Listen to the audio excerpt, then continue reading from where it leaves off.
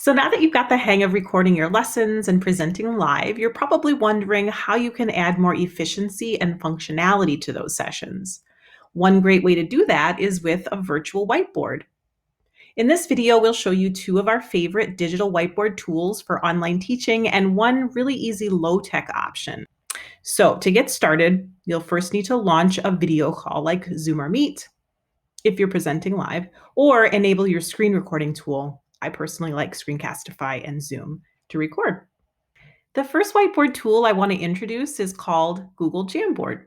It's available free to all G Suite users and integrates really well on whatever device you've got, whether it's computers, Chromebooks, iPad, smartphone. It's a collaborative whiteboard or basically a blank page that can be marked up just like a whiteboard. And it's stored in your Google Drive. That means you can share it just like a doc or slides or sheets and work collaboratively in real time with your students. What I love about Jamboard is that not only does it have those typical features like pen, marker, different thicknesses and colors, it's got a laser pointer.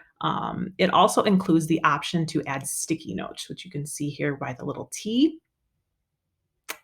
You can also add images using the plus button and other content straight from your Google Drive. There are so many possibilities with Jamboard, but I think maybe my favorite feature is the one that sets it apart from all the others, and it is this auto convert, auto translate option. So Google has this intuitive technology that recognizes your handwriting. So it will convert written words and numbers to typed text. And it will even convert your drawings to recognizable shapes. Now, full disclosure, what you see here with the auto draw feature, where you can choose different shapes at the bottom, that feature is only available on the Chromebook app. But if you log in via the web or download the iOS iPad app, you'll still get plenty of features to make the experience really amazing. Think about how you could demonstrate math equations, manipulate objects, brainstorm ideas, and annotate other content all in this collaborative space. To invite students to do the same, just paste the share link to your Jamboard in maybe the chat box when you are video conferencing, or share a link in Google Classroom so that individual students can then mark up the annotation.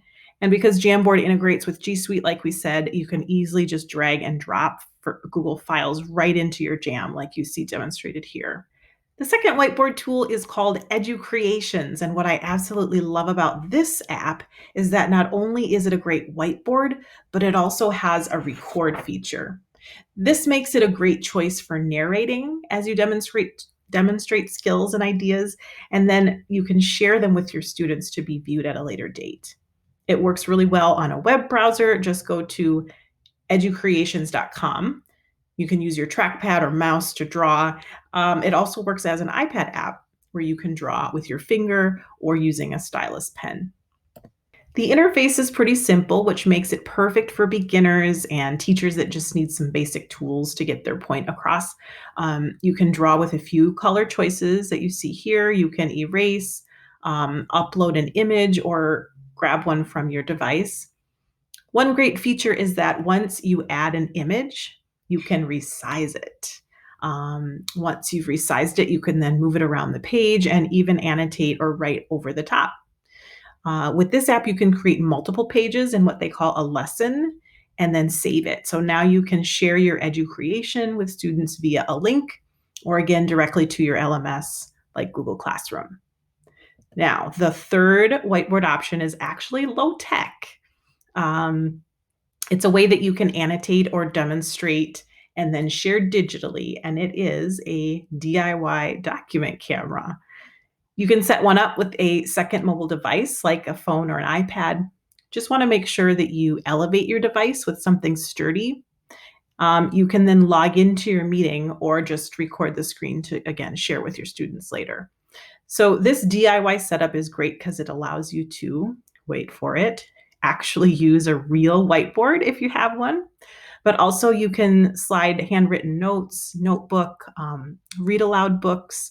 You can use manipulatives and then record what your movements are there.